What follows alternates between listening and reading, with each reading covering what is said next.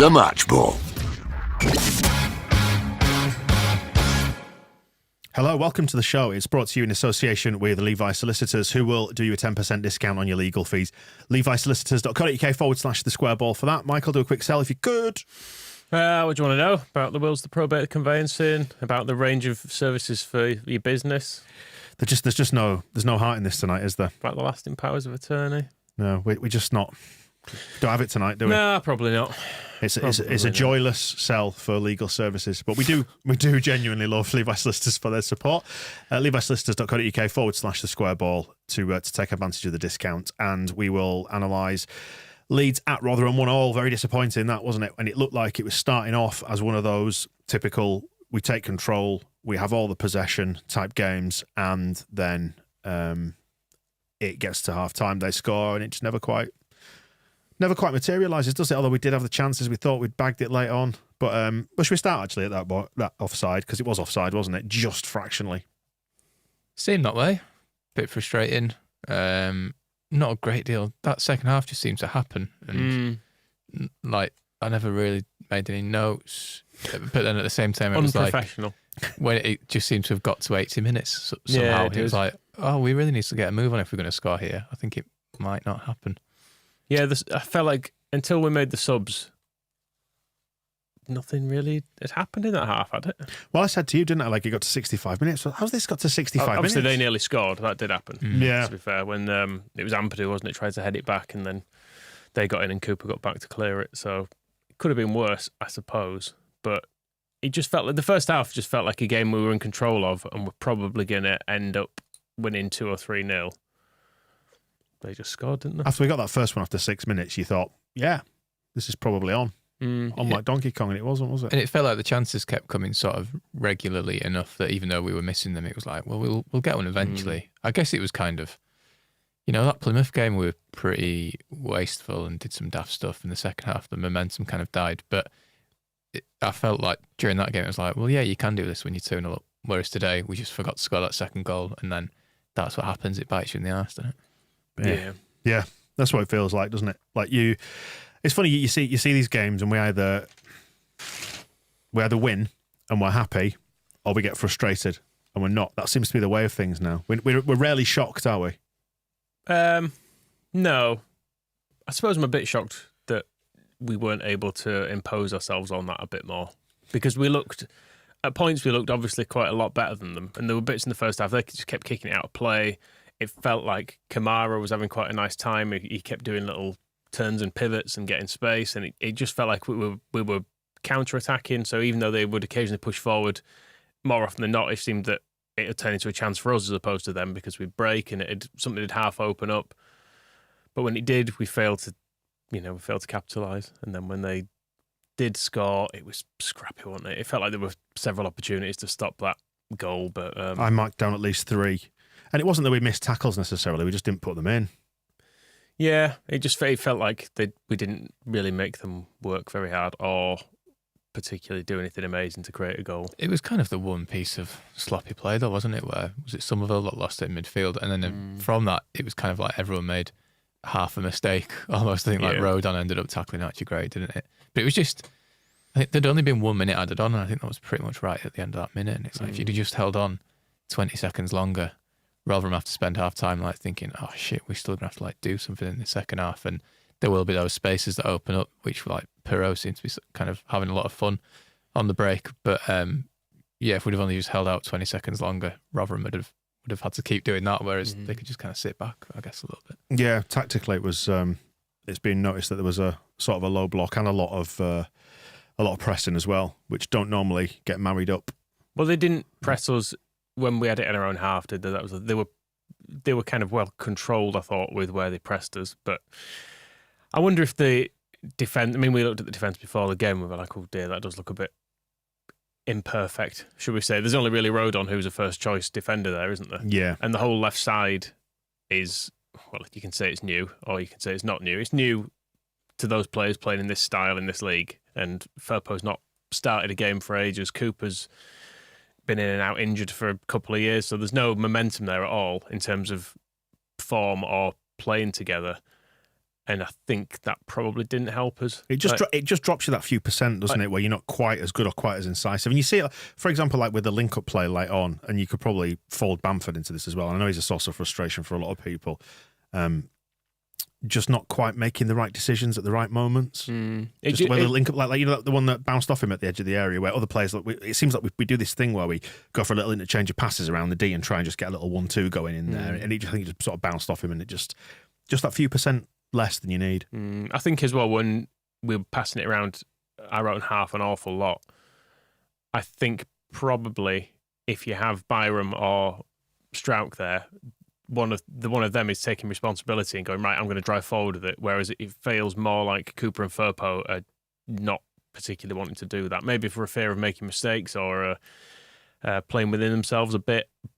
But I didn't notice either of them particularly progressing the ball today. And I don't know, when Sam Byron plays, I always notice how good he is. Would you think we're a bit like? And I don't mean to say one-paced, but we do one thing, and if it doesn't work, we just keep trying to do it. It's like the plan A better philosophy, but it can be frustrating when it doesn't quite click like tonight in the way that it. For example, we saw how we played against Plymouth at Huddersfield. Tonight, it didn't quite all click into place. Do we blame the blue kit? Still haven't won in a Seems fair, doesn't it? We're unbeaten in the white kit this season still. We haven't won in a non-white kit since Brentford in the Premier League, which is daft. And then the away kit would be Burnley prior to that season before, I want to say. Bloody hell. Yeah, it needs to end. It needs to end as this. It's nothing to do with the kit, though, is it? Is it? No. But that's the kind of thing that we superstitious football fans think, isn't it? Yes. I know what you mean about we seem to have a style, but we were creating chances, and we did create enough chances to win that still. Yeah. In the first half alone, they did. Like, I thought the second half, it did kind of drop off, didn't it? It was pretty turgid, some of that. And the thing of like doing plan A, but just do it better. It was like, well, we're going to get rid of a left back. We're just going to not play with one of them, and we're going to have another small little sort of jinking attacker in Ian Pervader. But there was a little kind of flurry of chances after he made the changes. But the second half was still a bit. We just messed up having all that momentum in the first half and not making the most of it. Yeah, I mean, on the plus side, like Somerville still very, very influential on the path of the game, and a good, really good goal. What a nice goal it was. Nice to see Peltz. You mentioned actually Peltz looking hench. We'll come on to that in just a minute or two, but he was there with his arm up in the air for offside when it was a lovely ball from Ruto, wasn't it, to find Somerville running in behind their defence, and a nice finish. I enjoyed that. It was, yeah. And I thought we were going to walk it at that point, I'll be honest. But it's funny that I watched quite closely the Rotherham Ipswich game, and this has followed a very similar pattern to that, to be perfectly honest. So they do have a bit of form for it. I mean, they have got all their points at home, haven't they? So it's not an easy place to go as much as Rotherham are right down the bottom. There was a stat came up on screen, wasn't there? They've got something like 90% of those points at home. So, it's probably not a bad home record, but still. I mean, to mention Peltz there, I mean, we should have had a penalty as well. And the red card. And probably a red card because, he got some of the ball undoubtedly, but you can't tackle like that anymore. It's always a free kick and normally a red card. Yeah, if you tackle someone in the middle of the shin. Don Goodman, wasn't it, on the British commentary on Sky Sports, who pointed out that it was like the one for Spurs the other week where what's-his-face got sent off for going over the ball. He really reminded me of Rasmus Christensen tonight, Peltier. Just watched like a frighteningly limited fullback. I was like, oh yeah, we used to have one of them. We're on tonight, I don't know if you saw it. I was going to say, on the pitch. It's in one of the WhatsApp groups, wasn't it, that were in, I think, the Walk WhatsApp group, where it was pointing out memories of Peltz with his hand in the air as somebody faster than him just runs through in behind, brought back some funny memories. But they had a lot of grizzled Championship bastards in that defence, didn't they, with Morrison and Ayala there as well. Yeah, I really wasn't expecting to see Daniel Ayala tonight. No. It's one of those, it feels like every club's got one. Where you go, oh yeah, I remember him from last time. He was just in a different shirt. Yeah, still more neck than man, isn't he? Very long, very long.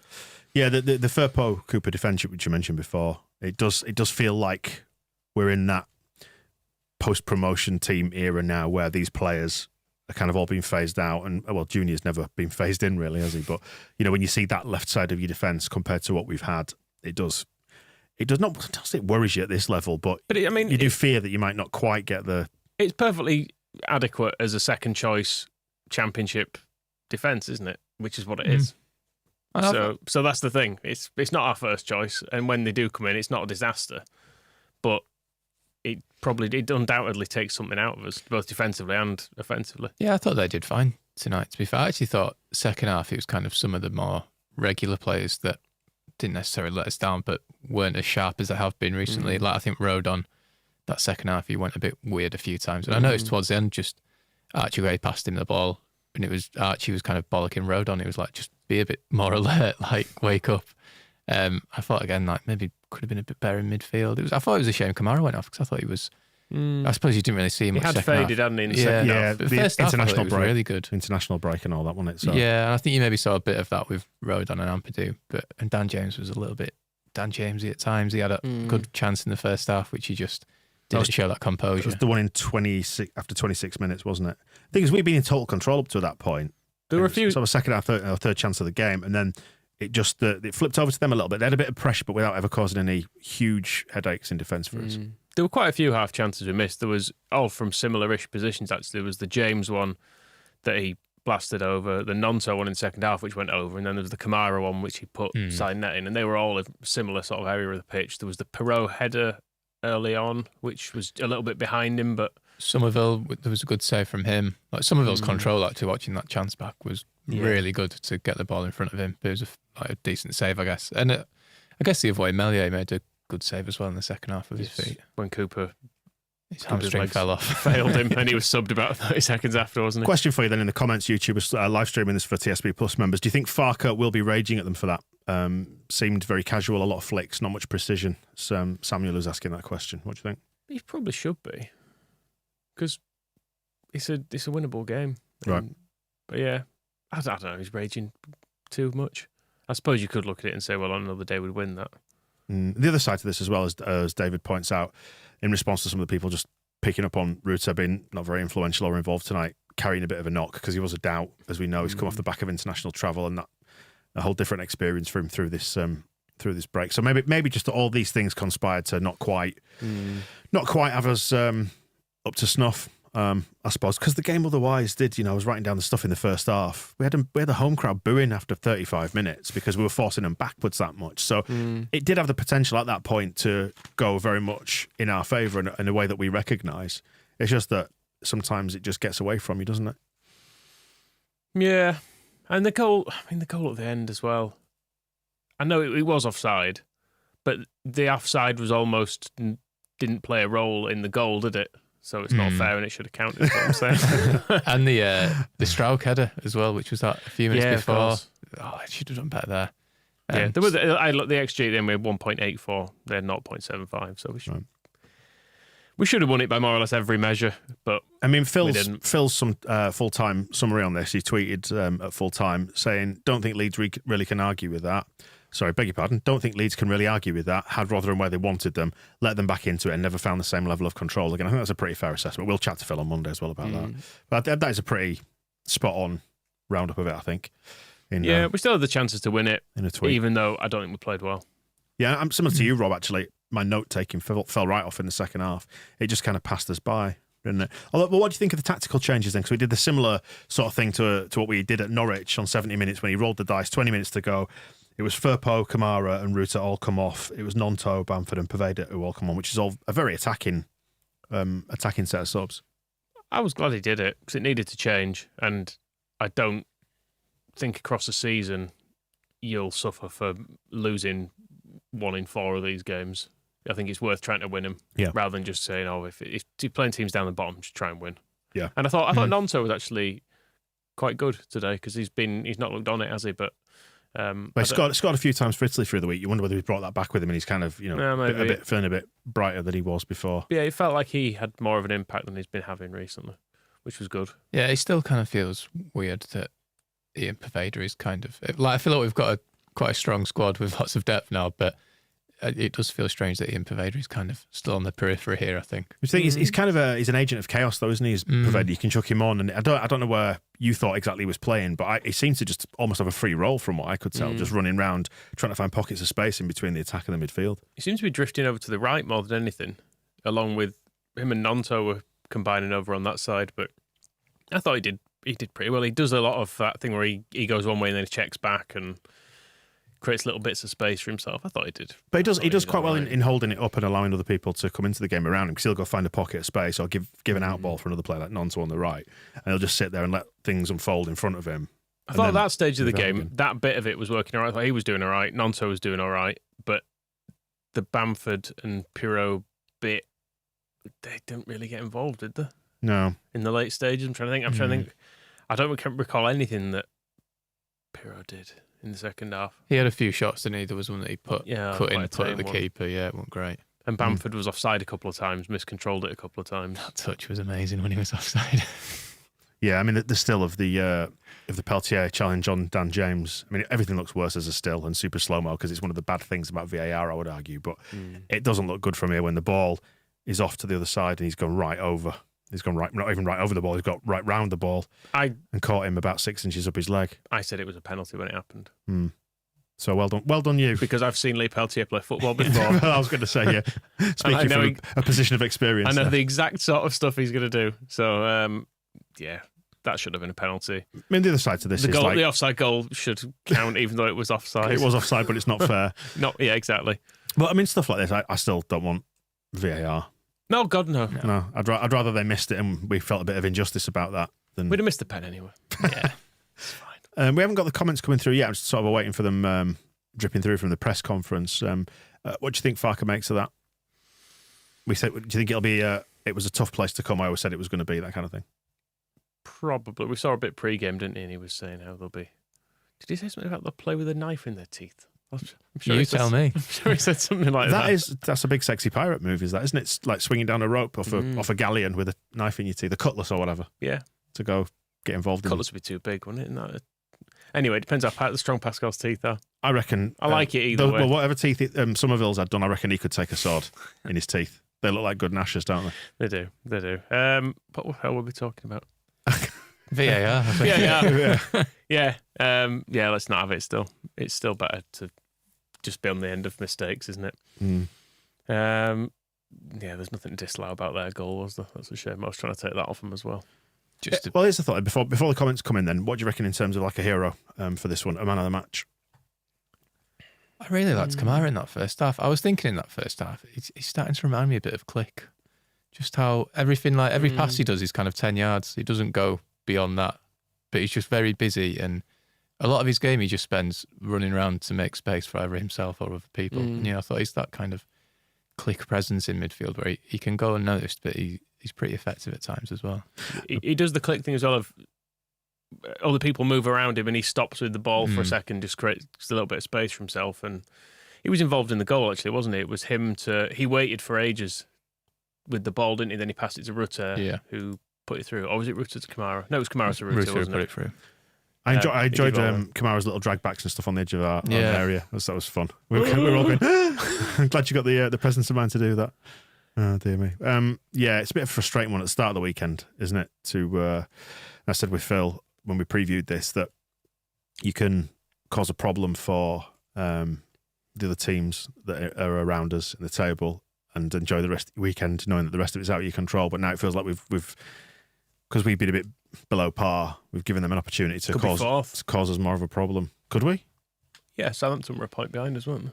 That's a bit selfish, isn't it? I think. Dicking around with the bloody playoffs. We're not dicking around with the playoffs. We're dicking around with them. We're not. There is a long season ahead and a long way to go. I do agree. So let's not get too negative. You're right. I also didn't make any notes for that first half. I wrote 50 minutes. There was the Ampadu heading back, them nearly scoring bit. Then the subs. Was that when Cooper cleared off the line. 50, then the subs. I don't think anything happened. No, there was no in between in that period. I just noted down at 73 minutes, so that was just after the subs had happened. Several chances, which is when I think we had that sequence of about 3 or 4. Yeah. Although none of them felt particularly clear. It felt like it almost went to Bamford. He just almost went to quite a few people. It felt like. Can I moan about something I always moan about? The price of things. That. Yeah. Yep. But women. Teams who take long throw-ins. With your dreadful sexist opinions. Why do you get so long? Pouring poison in my ear week after week. Sorry, go on. Why are you allowed to take so long over long throws? If you were taking a normal throw-in and you took 30 seconds over it, the ref would tell you to hurry up or book you. But every time they had a long throw, Morrison had to because you've got to run from a long way away. He had to trundle over and then spent 10 seconds drying the ball. He was getting all their players in the box. Why is it allowed? It's stupid. Book him, is what I'm saying. Book it, right. You only get one long throw a game. Yeah, well, if you can organise it quickly, by all means do one. But I don't know, it feels like it's a different rule. It's like refs going, oh, it's a long one, this. Yeah, and the kind of keenness to enforce all this stuff, the time wasting, has all fallen off from the start of the season, hasn't it? As we knew it would. So different rules at the start of the season to now. We should have had 15 minutes of injury time for all those long throws. Yes. Which we would have scored in and won. So another reason why we should have won, Michael. Another reason. So the only other notes I made in the second half was I mentioned Peltier's thing. We've talked about that. Peltier's been on the roids. I did note that early on. Right. From what it looks like he has. It doesn't mean he has. Don't know. He'd know. He'd know. As would his solicitors. He hasn't been on the roids. There's probably no point, is there? And then finally Strouk's chance. That golden chance about 83, 84 minutes. He should have scored that. I think that and the one that followed that, they felt like the big chances. Somerville did have a couple in stoppage time as well, didn't he? There was that free kick, which it's awkward whenever we get free kicks. There's none of them I want to take it. Basically, when you saw Bamford walking up, saying, "No, Pat, we've been here before." And then, but Somerville as well, like 2 minutes later, had a shot from the edge of the box, and he could have played Nanto in, and Nanto was screaming at him. When did we last score directly from a free kick? Rafinha, did he get one? I don't feel like there were any last year. Which decade? I don't know. Perlo's Beard is pointing out that Sean Morrison is about 80 years old and he's probably going as quick as he could with those long throws. Yeah, fair enough. We were discussing which Morrison it was, weren't we? Yeah. Saying, it's definitely not Steve.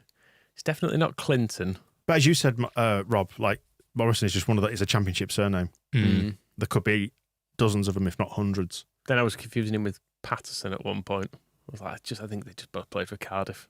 Eamon tweeted one the other day, didn't they? What's like the most championshipy name? It's like there's always like a Paul Robinson or a Morrison in there. And then Hugel was on the bench as well. It was a bit of a blast from the past. He can't even be that old, can he? I don't think Daniel Ayala's that old, but yeah, we were linked with him, weren't we, at one point? Interesting comments coming in from Farker.